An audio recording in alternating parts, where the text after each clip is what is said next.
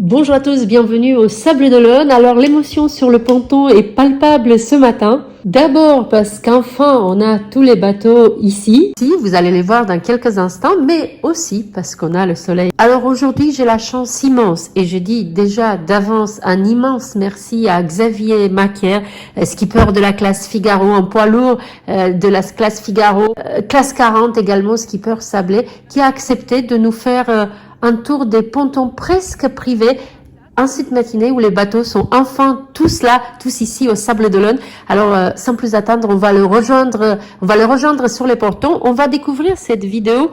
Je vais faire 4 vidéos avec une dizaine de bateaux à chaque fois, un peu plus, peut-être d'une dizaine de bateaux sur la première.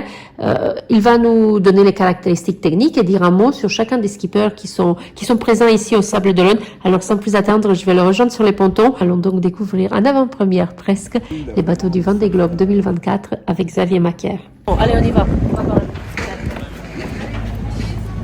Bonjour Xavier. Bonjour Aïda, bonjour à tous.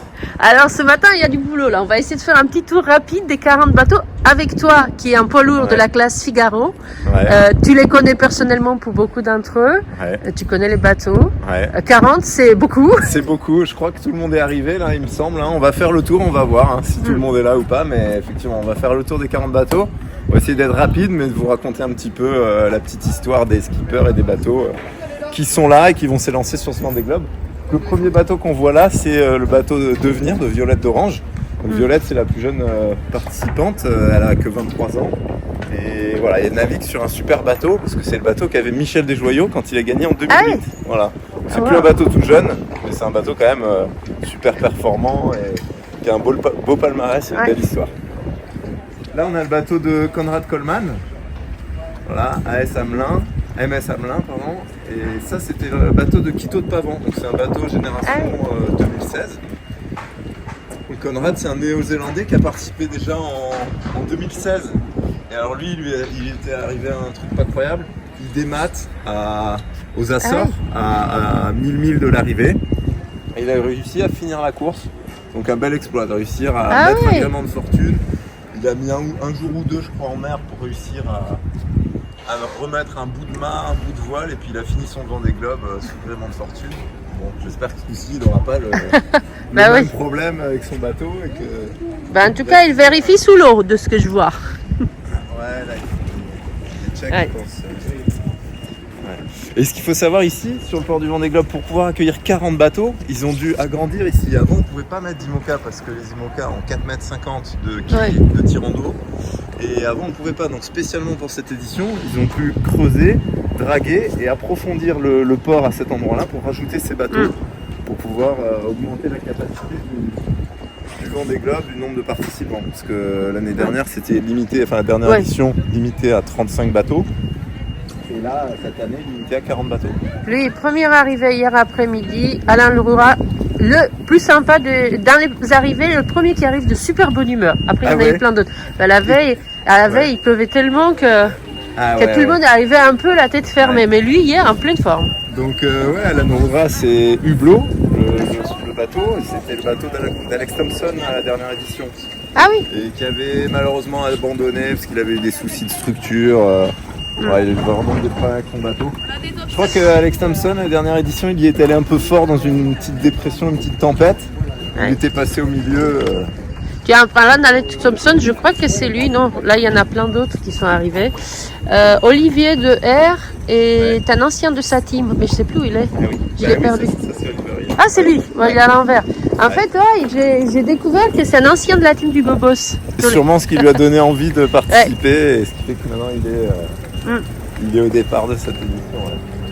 Donc il est quand même particulier ce bateau parce que vous avez vu comme il est fermé, le cockpit est totalement fermé.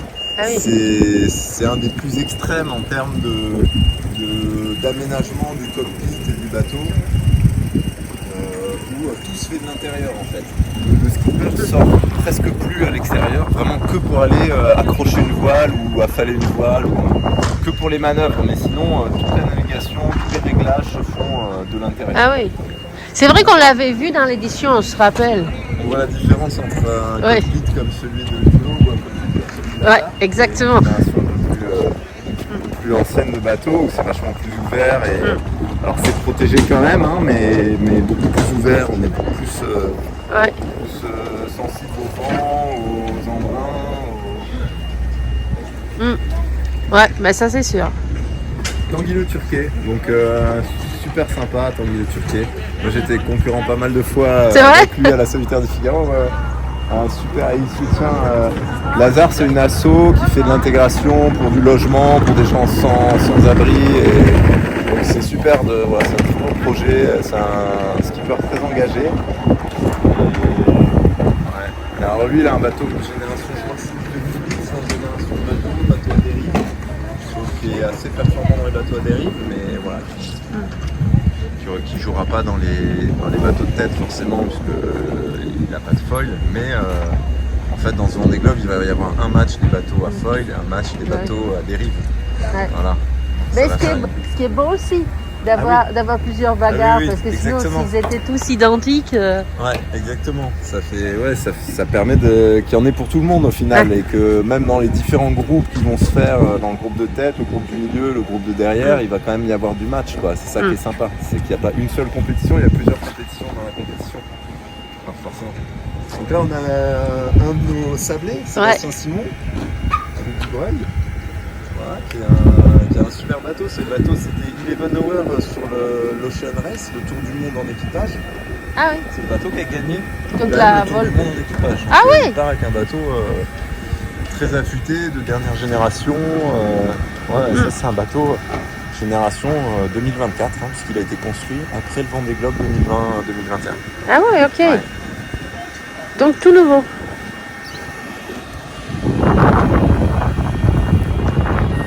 Là on a le DMG Mori, donc c'est le japonais, Kojiro Shiraishi. Ouais. Alors Kojiro il avait fait un truc que je trouve incroyable au dernier Vendée Globe. Sur une fausse manœuvre, dans une tempête, il se retrouve avec une GV en lambeaux, mais déchirée. Quand on a vu la photo de sa GV déchirée en lambeaux, on s'est tous dit bon bah là c'est foutu, il va abandonner, il peut pas réparer une voile comme ça qui pèse 120 kg. Il a réparé tout seul avec un tissu qui est raide comme du carton, comme du métal, et il a réussi, il a pris je crois 6, 7, 8 jours, il s'est arrêté, il a réparé sa grand voile en 6, 7, 8 jours. Il a réussi à renvoyer, alors un peu tronqué, un peu rapetissé, mais il a fini son Vendée Globe avec une grand voile qu'il a entièrement réparé tout seul. Et donc ça montre un peu la particularité du Vendée Globe, c'est la ténacité des skippers à réussir à... Ils n'ont pas le droit de s'arrêter, ils n'ont pas le droit de faire appel à de l'aide à quelqu'un, sans assistance, sans escale. Et donc les possibilités quand on a une avarie importante, c'est où on se surpasse et on réussit à réparer, ou on abandonne, quoi. Voilà. Et puis sur des projets comme le Vendée Globe, quand tu vois le travail de 4 années, voire plus quelquefois, les budgets aussi, donc l'abandon, ça doit être c'est la crainte de tout navigateur, j'imagine. Et encore plus quand tu as des gros budgets comme ça. L'avarie, c'est la crainte. On sait que sur un tour du monde, il va nous arriver des choses. On va avoir des problèmes. On ne peut pas faire un tour du monde sans avoir aucun souci à bord du bateau, c'est impossible. Après, c'est plus ou moins grave. Et ça implique plus ou moins le risque d'abandonner la course. Mais c'est vrai qu'il y a eu beaucoup de déçus sur ce Vendée Globe parce que certaines éditions, il n'y a même pas la moitié des skippers partants qui revenaient à l'arrivée parce qu'il y a beaucoup d'avaries, d'abandon. Et donc c'est la crainte effectivement d'un skipper d'avoir des avaries majeures pour pouvoir les réparer tout seul et de devoir abandonner. Là on a Sam Gutscheid, donc là on avait Prismian avec Giancarlo Pedote. Oui. Voilà. Qui a fait le Vendée Globe et qui était un concurrent avec moi en mini quand moi j'ai commencé la course. En 2009, on a fait la mini transat ensemble et on s'est tiré la bourre vraiment bord à bord pendant des jours et des jours pour l'arrivée au Brésil. À la fin, c'est moi qui ai réussi à reprendre le dessus. C'est vrai. Et, on s'était fait une belle bagarre avec Giancarlo. Mais dis donc, le Vendée Globe, tu vas t'y mettre un jour ou pas? Écoute, parce que tu les connais tous, malheureusement, pas cette fois-ci. Ouais. Mais peut-être le prochain, on verra comment ça va se passer. Tu veux regarder ton bateau, tu veux regarder dehors. Tu veux regarder là-bas. Avec qui j'ai fait aussi beaucoup de Figaro. On a démarré en Figaro. C'est à suivre parce que je crois qu'il fait pas de bêtises. Troisième plusieurs courses là. Récemment, il a fait plusieurs podiums. Mais je crois que parmi les Italiens, c'est je parlais de Giancarlo, oui, pardon, on est passé à Saint-Bouchard. Ouais, moi je suis passé à Saint-Bouchard. Mais je sais, je t'écoute, mais ils sont tellement nombreux que. Ouais. Ouais, Saint-Bouchard, je pense que c'est un très bon skipper à suivre. Ah oui. L'ancien bateau de Thomas Riant, du dernier D'accord. Vendée, qui est un super bateau. C'est bien bon. Là, c'est le bateau de Thomas Riant. Donc, un bateau de toute dernière génération, sur un plan Monk et coches. Donc, c'est un bateau vraiment taillé pour le Vendée Globe, avec une carène vraiment faite pour passer la mer. Elle va être peut-être un peu moins puissante, un peu moins performante quand la mer est plate. Par contre, pour des conditions de navigation comme le Vendée Globe, c'est un bateau c'est-à-dire dans les mers, dans les océans et les mers du sud, où la mer est très grosse, très formée, et c'est difficile d'aller vite dans ces conditions. Quand la mer est forte, c'est un bateau qui est très bon pour ça. D'accord. Ouais. Marion, c'est un très bon skipper aussi, qui a gagné, on rappelle, la Mini Transat, la Route du Rhum en classe 40, la G2R en Figaro. Enfin, il a gagné la Route du Rhum en IMOCA. Enfin voilà, il a gagné beaucoup de Transat et c'est un très très bon. Pour moi, c'est un des grands favoris, quoi. Ah ouais. Ouais. Bon, regardez-le 3, bien. 4, 5 grands favoris. C'est Ah ouais. Marion. Ouais, je dirais, moi je pense qu'il y a peut-être 5 grands favoris. On a un autre. Bah voilà. Avec Jérémy Guillou, là qui a un bateau pareil, toute dernière génération 2024, des globes 2024, qui a été construit spécialement pour ce Vendée Globe, avec une particularité, lui vous voyez, il a des safrans en V inversé comme ça. Ah oui. L'objectif de ça, c'est de créer de la portance sur l'arrière du bateau, parce qu'ils ont les foils à l'avant du bateau qui lèvent l'avant. Mais le fait de mettre des safrans comme ça en V inversé permet de faire voler le bateau encore un peu plus haut, de manière un peu plus stable. C'est ça qu'ils sont allés chercher sur cette innovation, quoi. À chaque édition, chaque nouveau bateau, il y a des innovations. Et puis du coup, Jérémy Bayou a sans doute très envie de prendre sa revanche sur l'édition précédente. Oui, exact. Parce avec qu'on son se rappelle retour. que 4-5 jours après le départ, il avait une avarie importante. Il a dû revenir au Sable d'Olonne, réparer, repartir. Alors qu'il était le grand favori. C'est ça. Ça avait brisé tous ses espoirs de victoire. Et je pense que là, il est clairement là pour une revanche. Ben voilà, côte à côte, deux des favoris. Hâte de voir qui sont les trois autres, d'après toi. Alors là, c'est le bateau de Justine Métro. Je ne sais pas combien de femmes sont engagées, mais 6. C'est ça. Des 6 femmes engagées dans le Vendée Globe. Voilà, et qui a l'ancien bateau justement de Jérémy Bayou. D'accord. Voilà, qui a récupéré. Alors là, le petit truc quand même qu'on peut dire, c'est que Teamwork Team Snef, c'est quand même mon partenaire. Pour le Figaro, il y a quelques années, classe 40 depuis 2-3 ans. Et donc ils se sont engagés aussi aux côtés de Teamwork et de Justine pour le Vendée Globe. Voilà, et ce qui est prévu, c'est que l'année prochaine, je participe à la Jacques Vabre avec Justine Métro. C'est vrai? Oui. Super. Le projet continue justement après ce Vendée Globe. Il y aura une suite, Teamwork Team Snef, et moi je vais embarquer à bord du bateau. Et je suis d'ailleurs déjà allé naviguer, faire des semaines d'entraînement cet été. Et ils ont changé les foils cette année, c'est des nouveaux foils de dernière génération. Ultra puissant, et je peux vous dire que le bateau il est incroyable, il vole et il va à des vitesses que j'avais jamais imaginé faire un jour, quand on est allé à plus de 34 nœuds, on est allé à 35 nœuds sur des entraînements, donc vraiment gros potentiel. Et Justine, elle a beaucoup navigué en équipage, notamment elle était sur le bateau Eleven Hour qui a gagné la dernière Ocean Race, donc elle fait partie de l'équipage vainqueur du dernier tour du monde. Isabelle Josse, que je connais aussi parce qu'il y en a beaucoup qui ont été concurrents en Figaro avec moi dans mes années Figaro. Il faut savoir que j'ai fait du Figaro de 2011 à 2021, donc j'ai fait 11 solitaires du Figaro. Mais maintenant, 11 solitaires du Figaro, tu as gagné, tu les gagné toutes. Non, non. À partir du moment où je t'ai suivi, tu les as toutes gagnées. Non, j'ai gagné 2 étapes, mais j'ai pas gagné la solitaire du Figaro malheureusement. J'ai été 2 fois 2e, 1 fois 3e de la solitaire. D'accord.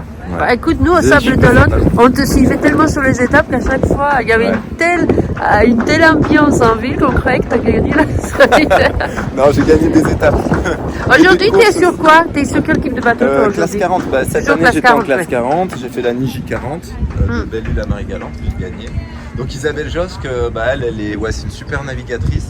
Déjà en mini, elle a fait la mini 2007, où elle a gagné la première étape de la mini. Elle a eu une avarie sur la deuxième, mais elle partait parmi les favoris pour la mini Transat en 2007.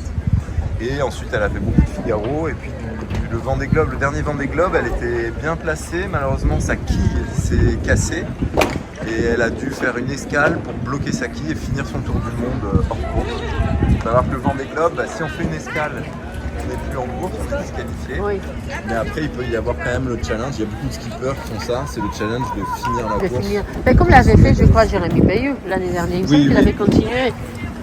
Non, la dernière édition. La Alors lui, dernière. c'est différent. Il était encore en course. Pourquoi? Parce Pourquoi qu'il est revenu au port de départ. Donc on a le droit de revenir au port de départ ok. et de reprendre en départ. Ça, c'est autorisé dans le règlement. Par contre, Si on part dans un délai. Voilà, dans un délai Ouais. prédéfini à Ouais. l'avance par l'organisateur. Ça c'est autorisé de repartir des Sables d'Olonne. Par contre, ce qui est interdit, c'est de faire une escale aux Açores, au Brésil, en Afrique, en Nouvelle-Zélande. Ça, c'est Ouais. si on fait une escale, là, On est disqualifié. On est disqualifié, exactement. Si on est athlète. Voilà, donc on a passé devant Foussier, c'est Sébastien Marcet. Romain Attanasio, Best Western, c'est Romain Attanasio. qu'on connaît bien au Sable Alors d'Olonne. lui qui a dématé il y a un mois. Et qui, Ah bon? avec la solidarité d'un appel de fonds et puis des concurrents, des camarades qui lui ont prêté un mât. Il a réussi à remettre un mât, mais c'était pas gagné parce que démater un mois et demi du Vendée Globe, Bah, waouh. c'était un gros challenge de remettre pour lui un mât et de réussir à remettre son bateau en route pour reprendre le départ. Tu sais quoi? Je pense que je vais couper. Je pense que je vais couper. Nous sommes déjà à 15 minutes. Ok. Je vais couper. On va faire première partie, deuxième partie, troisième partie, quatrième Ouais. partie, plusieurs vidéos. Pas de problème. Donc pour les gens qui nous regardent, on fait une pause ici, mais la prochaine vidéo, parce que nous on fait regardez le tour de 40 bateaux, mais pour Ouais. pas faire des vidéos d'1 heure, on s'arrête là avec la première et puis on met en ligne dans 2 heures la prochaine, on enchaîne. Ok.